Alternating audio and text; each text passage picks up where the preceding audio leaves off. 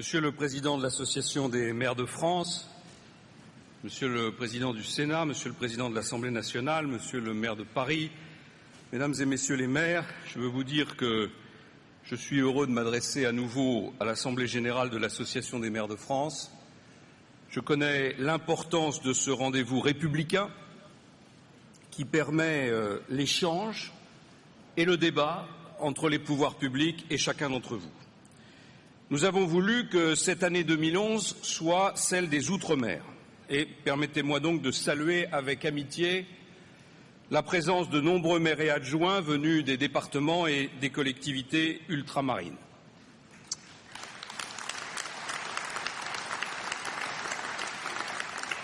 Je mesure les exigences de leur engagement. Plus encore que dans l'Hexagone, ils doivent faire face à des situations sociales difficiles, à des besoins toujours croissants d'équipements publics et de services, à des risques naturels. Avec Claude Guéant et Marie-Luce Panchard, je rends hommage à ces élus qui, comme vous tous, sont les relais de notre République et de sa devise « liberté, égalité, fraternité ». Ces trois mots ont un sens pour eux, comme ils en ont un pour nous tous. Depuis 2008, nous avons dû affronter trois crises majeures. La crise qu'on a appelée des subprimes, puis celle de l'endettement des États et aujourd'hui, d'une certaine façon, la crise de l'Europe. J'ai déjà eu l'occasion de dire que, de mon point de vue, ces trois crises n'en faisaient qu'une et révélaient une sorte de crise de civilisation. Et je veux en dire un mot à vous qui êtes des élus de la nation, qui tiennent entre leurs mains une part de notre souveraineté nationale. Je crois que l'histoire retiendra que les années 2008-2012 ont marqué la fin de la suprématie occidentale et le basculement vers l'Asie d'une grande partie de l'économie mondiale. Cette mondialisation, ça n'est pas un phénomène nouveau. C'est en réalité un mouvement de l'histoire qui fait que des civilisations naissent ou renaissent quand d'autres déclinent. Les Chinois, les Indiens, les Brésiliens, demain les pays du printemps arabe et l'Afrique réclament leur part de la richesse mondiale. Et je veux dire qu'il est inutile et j'ai même envie de dire injuste de parler de compétition déloyale.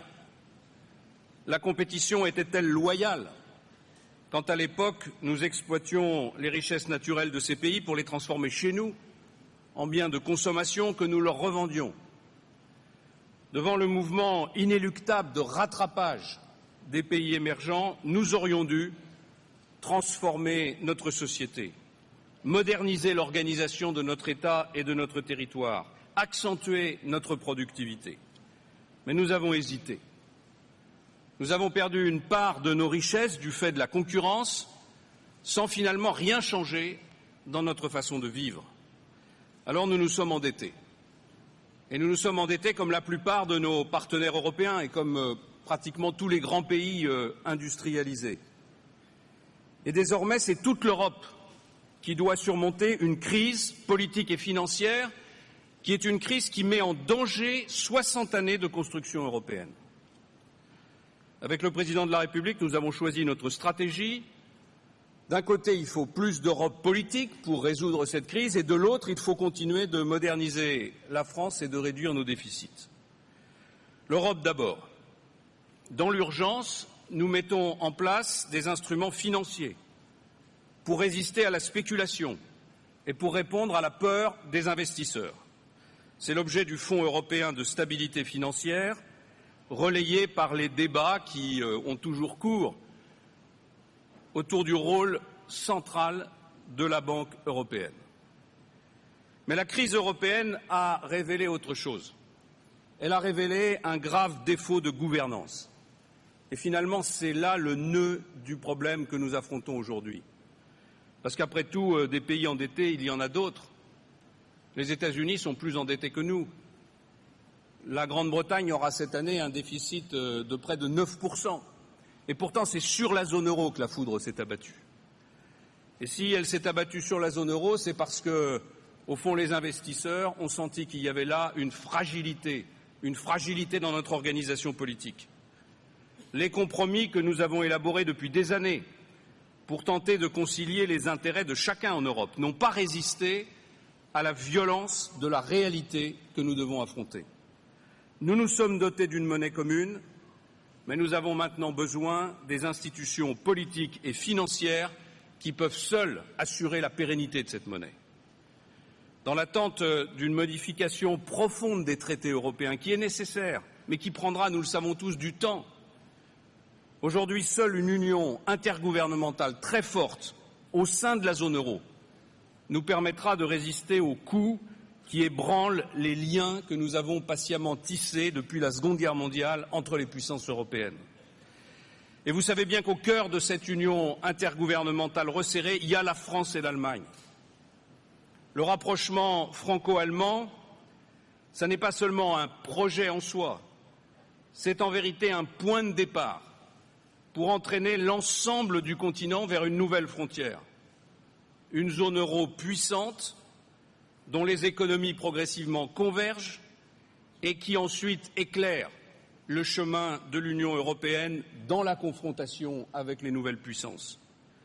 L'Europe doit se renforcer, elle doit se réinventer. Mais chaque État doit aussi, dans ce contexte, faire son devoir. Tous les pays européens se sont engagés dans des politiques rigoureuses, parfois même, nous le voyons autour de nous, dans des politiques drastiques. Qu'ils soient gouvernés par la droite ou par la gauche, le défi est le même. Il faut maîtriser les dépenses publiques et il faut asseoir la croissance sur des principes sains et durables. En France, depuis 1975, nous vivons à crédit. C'est ce cercle vicieux que nous devons stopper de toute urgence. Pour arriver à zéro déficit d'ici 2016, qui est l'engagement que nous avons pris, il faudra économiser plus de 100 milliards d'euros. Je veux dire qu'il est impensable de faire cela en augmentant exclusivement les impôts. Cela reviendrait à tripler l'impôt sur le revenu ou à doubler la TVA. Il n'y a donc pas d'autre solution que de diminuer les dépenses et de moderniser nos structures si nous voulons, dans la durée, réussir la réduction de notre endettement. Bien sûr, l'effort relève d'abord et avant tout de l'État. Et nous l'assumons. Nous l'assumons notamment cette année à travers l'un des budgets les plus rigoureux depuis l'après-guerre, qui prolonge 4 années de réforme de l'État, de réduction de ses personnels et de gel des dépenses. Mais cet effort, vous savez qu'il ne peut pleinement réussir que s'il engage aussi toute la nation à tous les niveaux. Et il est indispensable dans ce contexte que les collectivités locales, qui représentent un peu plus de 20% de la dépense publique, y participent. Et je veux dire que dire cela, ça n'est en aucune façon mettre les collectivités en accusation. L'État est au demeurant mal placé pour s'ériger en juge. Non dire cela, c'est appeler à une prise de conscience générale et à un sursaut national. C'est faire appel à l'intelligence des élus pour identifier les dépenses indispensables, pour faire les économies possibles, pour mutualiser les actions. Nos gestions, la gestion de l'État, celle des collectivités locales, sont intimement liées. Et il est donc absurde de jouer les uns contre les autres. Depuis de nombreuses années, l'État s'endette, notamment pour financer les dotations de fonctionnement qu'il verse aux collectivités. Pour nos partenaires européens, pour les marchés, pour les investisseurs, la situation des finances publiques, c'est juste la réalité et il faut voir la vérité en face si on veut ensemble trouver les solutions qui nous permettront de redresser notre pays. La situation des finances publiques dans notre pays s'apprécie au regard des budgets de l'État, des collectivités locales et des organismes sociaux. Il n'y a pas de distinction, il n'y a pas de séparation, il y a une seule France qui doit être unie dans l'effort. Jamais la question des finances publiques n'aura été à ce point au centre de notre avenir commun. Je mesure combien cette stricte discipline budgétaire qui nous est imposée contrarie notre vieille culture politique, qui a souvent consisté à penser que l'intendance suivra toujours nos idéaux. Eh bien, je vous propose d'élever la question au niveau moral. Se désendetter, c'est se libérer d'une logique asservissante qui n'est pas digne d'une grande nation comme la nôtre. Se désendetter, c'est conserver la maîtrise de notre destin politique, économique et social. En un mot, se désendetter, c'est garantir à la République le pouvoir d'agir selon sa conscience et non sous la pression extérieure. Se désendetter, c'est enfin protéger nos enfants du plus cruel des maux, celui de payer une faute que leurs parents ont commise. Nous devons être solidaires pour restaurer notre équilibre budgétaire, comme nous sommes solidaires pour faire face aux chocs qui ont touché les collectivités locales au cours des différentes phases de la crise. Et je veux d'abord évoquer la question de l'accès au financement des collectivités locales.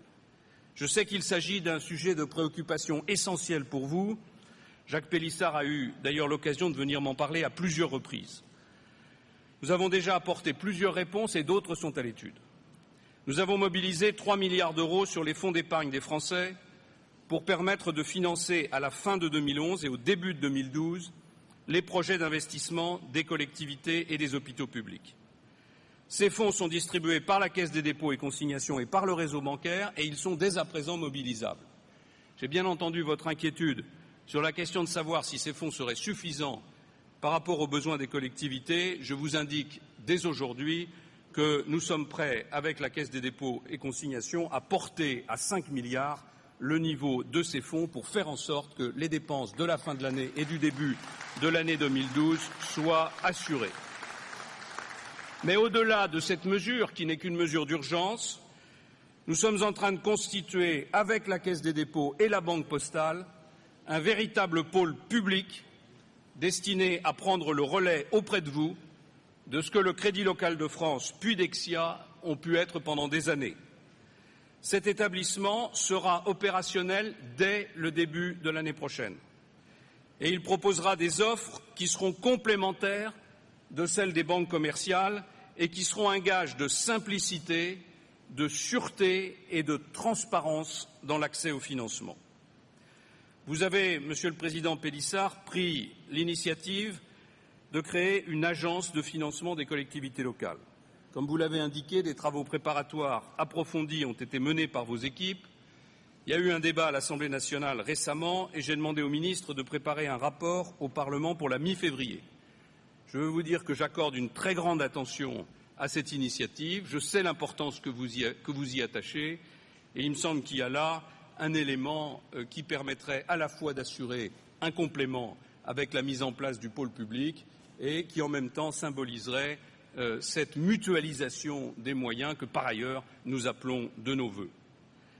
Certains d'entre vous sont plus particulièrement touchés par les conséquences des emprunts toxiques. Comme je m'y étais engagé devant vous il y a 2 ans, l'État a signé avec le secteur bancaire une charte des bonnes pratiques parce qu'il faut d'abord veiller à ce que les erreurs du passé ne se reproduisent pas aujourd'hui. Nous avons ensuite mis en place une médiation des emprunts toxiques. Nous avons cherché à faciliter l'émergence de solutions qui ne peuvent pas être globales, mais qui sont à rechercher au cas par cas, collectivité par collectivité. À ce jour, je veux dire que cette médiation a été saisie d'une centaine de contrats de prêt. Il y a eu environ 20% d'abandon de la médiation à l'initiative de la collectivité et il y a eu pour 1/3 des contrats restants une solution définitive qui est intervenue.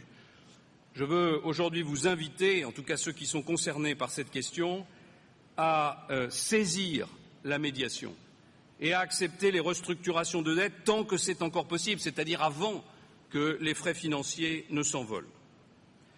Parmi nos marges de manœuvre, il y a la péréquation. Nous l'avons mise en place l'année dernière pour les départements. Le projet de loi de finances pour 2012 prévoit de l'étendre aux communes et aux intercommunalités. Dès 2012, 250 millions d'euros seront redistribués aux intercommunalités et aux communes ayant à la fois les ressources les plus faibles et les charges les plus importantes au regard du revenu par habitant de leur population. Ce critère est particulièrement favorable aux zones rurales. Le régime de montée en puissance de cette péréquation a été porté de 5 à 6 ans par l'Assemblée nationale. Nous avons donc franchi sous cette législature un pas essentiel. Nous inscrivons désormais durablement la péréquation dans une gestion équitable de la décentralisation. Jusqu'en 2010, cette péréquation n'intervenait qu'à la marge. Elle intervenait sur la progression de l'ensemble des dotations. Désormais, que ce soit sur les droits de mutation pour les départements ou que ce soit sur le fonds de péréquation des recettes fiscales intercommunales, la péréquation concerne une partie significative des ressources des départements et du secteur communal. Dans le domaine des finances locales, la réforme de la taxe professionnelle se met en place conformément aux objectifs. Elle avait un objectif clair, supprimer un impôt qui grevait les investissements des entreprises. Chacun s'accordait d'ailleurs à dire que c'était un impôt qui nuisait à notre compétitivité puisqu'il frappait l'investissement et non pas la valeur ajoutée. 2 ans après la réforme, les résultats sont globalement conformes à nos attentes. La charge fiscale sur le secteur industriel s'est allégée et les principales contributions supplémentaires viennent des activités financières.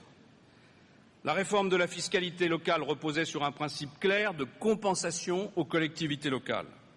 L'État a ainsi garanti qu'aucune collectivité ne verrait ses recettes diminuer du fait de la réforme de la taxe professionnelle. Il verse pour cela une dotation de compensation aux collectivités qui verraient leurs recettes fiscales diminuer. Je veux dire que cet engagement, nous le respectons et nous le respecterons. Il conduit l'État à revoir à la hausse de près d'1 milliard d'euros le montant de la dotation de compensation versée en 2011. En loi de finances pour 2011, elle était prévue à hauteur de 2,5 milliards. Elle sera finalement de près de 3,4 milliards. Ce montant est pris en compte dans le projet de loi de finances rectificative qui a été transmis au Parlement et le montant de la dotation de compensation versée à chaque collectivité lui a été notifié au début du mois de novembre. Je sais que beaucoup d'entre vous, à juste titre, se plaignent de la complexité de cette réforme de la taxe professionnelle et, même si ce n'est pas le cas partout, d'un appui parfois distant des services territoriaux de l'État. C'est la raison pour laquelle j'ai donné des instructions très précises et très fermes aux services financiers de l'État pour qu'ils renforcent le concours qu'ils vous apportent en lien avec les associations départementales des maires. À la demande du Président de la République, à votre demande, nous avons ouvert le chantier des normes. Dès l'été 2010, nous avons mis en place le moratoire sur les normes nouvelles applicables aux collectivités locales. La commission consultative d'évaluation des normes a commencé à fonctionner. Je veux dire que son regard, qui est celui des élus, a obligé les administrations à mieux doser et à mieux adapter leurs propositions de normes aux réalités de la vie des collectivités et aux moyens dont elles disposent. C'est une évolution progressive qui doit se poursuivre et qui doit, comme le président Pélissard l'a souhaité à l'instant, s'amplifier dans les années qui viennent. Je veux indiquer aussi que le travail considérable du sénateur Doligé, qui a identifié près de 280 mesures de simplification, sera de ce point de vue déterminant. C'est un immense chantier que nous avons ensemble ouvert. Nous avons aussi fait évoluer notre politique d'aménagement du territoire. Cela a commencé avec la création des pôles de compétitivité et des pôles d'excellence rurale. Les assises des territoires ruraux organisées en 2010 ont donné lieu à plusieurs décisions importantes. Il y a d'abord eu la deuxième génération des pôles d'excellence rurale, avec 235 millions d'euros à l'appui, parce que vous aviez plébiscité la première génération qui avait donné de bons résultats. Il y a ensuite la mobilisation des investissements d'avenir pour le haut et le très haut débit, qui est évidemment déterminant pour développer les services à nos concitoyens et les activités économiques dans les zones rurales. Nous avons lancé à l'été 2010 un programme national qui rassemble tous les opérateurs privés, les collectivités territoriales et l'État pour atteindre l'objectif de 100% des foyers couverts par le très haut débit. 900 millions d'euros sont aujourd'hui disponibles pour soutenir les projets des collectivités qui s'inscrivent en complémentarité avec l'initiative privée. Je souhaite que les premières décisions de financement puissent être prises avant la fin de cette année. Et je rappelle que pour la première fois, les licences de 4e génération de téléphonie mobile, qui seront attribuées au tout début de l'année 2012, prévoient un déploiement simultané dans les territoires urbains et dans les territoires ruraux. Il y a enfin la décision de financer les maisons médicales rurales, parce que vous savez bien que cette mise en commun des cabinets médicaux et des services paramédicaux est essentielle pour maintenir une offre de soins de proximité. 231 maisons sur les 260 qui ont été financées sont d'ores et déjà installées sur le territoire. Au cours de l'année 2011, ce sont presque 100 projets supplémentaires qui ont été soutenus par l'État. Ce programme se poursuivra jusqu'en 2013. Mesdames et Messieurs les maires, la décentralisation, ce n'est pas un dogme. C'est une démarche qui progresse et qui s'adapte aux contraintes et aux enjeux de chaque époque. Notre organisation territoriale n'a d'ailleurs jamais cessé d'évoluer. Et il serait paradoxal qu'en plein cœur de la mondialisation qui vient bousculer tous nos territoires, nous choisissions le statu quo et l'émiettement de nos politiques locales, là où tout nous appelle à plus de cohérence territoriale et à plus de synergie des actions publiques. Je sais que la réforme des collectivités territoriales a fait naître des inquiétudes, parce qu'elle bouscule des traditions. Mais les buts de cette réforme sont légitimes et la méthode qui est employée est raisonnable. Nous avons voulu que cette réforme soit progressive et nous avons voulu qu'elle ne remette pas en cause les principes mêmes de notre organisation. Vous savez bien, tous ceux qui côtoient d'autres pays européens, que bien de ces pays ont choisi des méthodes bien plus radicales pour regrouper les collectivités, pour regrouper les territoires. Ça n'est pas le choix que nous avons fait, parce que c'est un choix qui n'est pas conforme à notre tradition, à notre histoire, à notre géographie.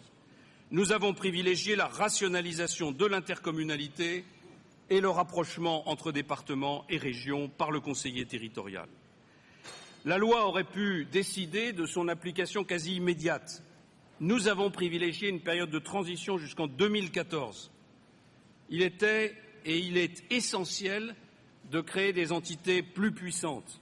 C'est d'ailleurs tout l'esprit de la réforme de l'intercommunalité dont je veux rappeler qu'elle a été engagée par Jean-Pierre Chevènement.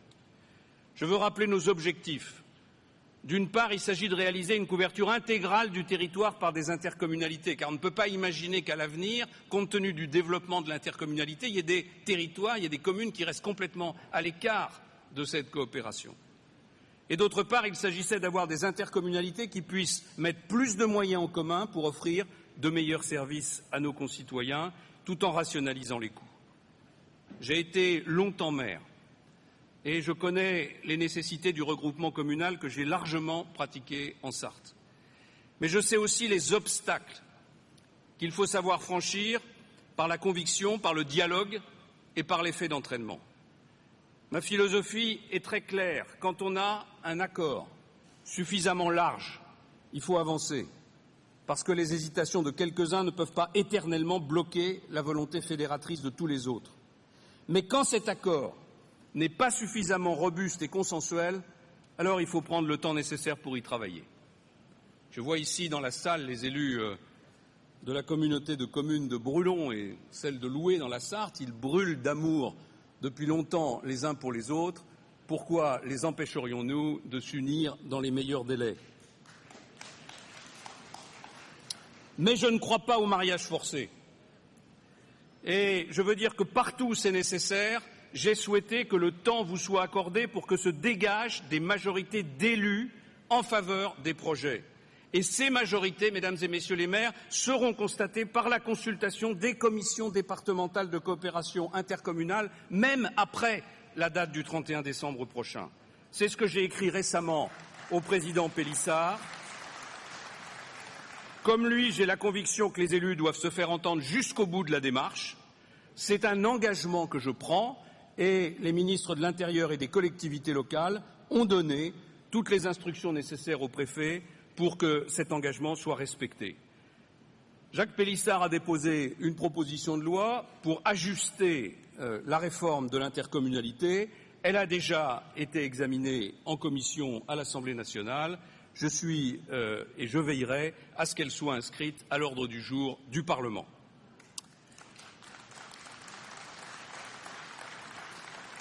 Mesdames et Messieurs les maires, dans cette salle, toutes les sensibilités politiques sont représentées et elles incarnent la vigueur de notre démocratie locale.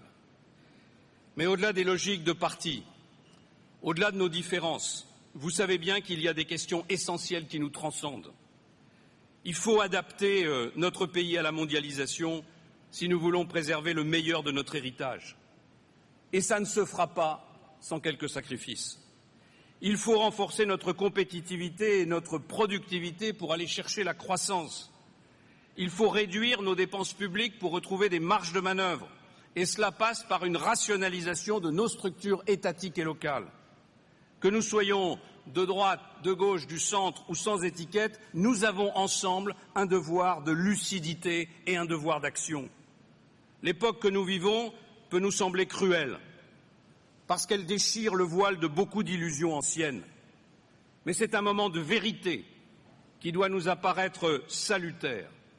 Salutaire parce qu'il n'est jamais bon de se réfugier dans le songe d'une grandeur passée qui est contestée aujourd'hui par des continents entiers qui réclament leur part de progrès. Salutaire parce que la France a des atouts et des forces dont chacun d'entre nous détient une parcelle. Parce que vous êtes, mesdames et messieurs les maires, des élus plébiscités par les Français. Vous avez, face au bouleversement actuel, un rôle de repère qui est plus éminent que jamais. Génération après génération, le maire représente la permanence républicaine. Et cette permanence est d'autant plus précieuse que les mutations du monde nous font ressentir le besoin de préserver ce qu'il y a de plus essentiel dans nos traditions et dans nos valeurs. Pour moi, les maires de France sont bien plus que les interprètes de leur commune. Ils sont bien plus que les gestionnaires de notre quotidien. Ils sont des élus d'une vieille et belle nation qui doit se battre pour se redresser et pour se relancer. Je vois en chacun d'entre vous un acteur de notre redressement économique et financier parce que je ne dissocie pas nos devoirs. Nous sommes tous au service de la République et la République, aussi diverse soit-elle, n'a qu'un seul destin. Mesdames et messieurs les maires, c'est ce message d'unité et de volonté que je voulais aujourd'hui partager avec l'Assemblée générale des maires de France.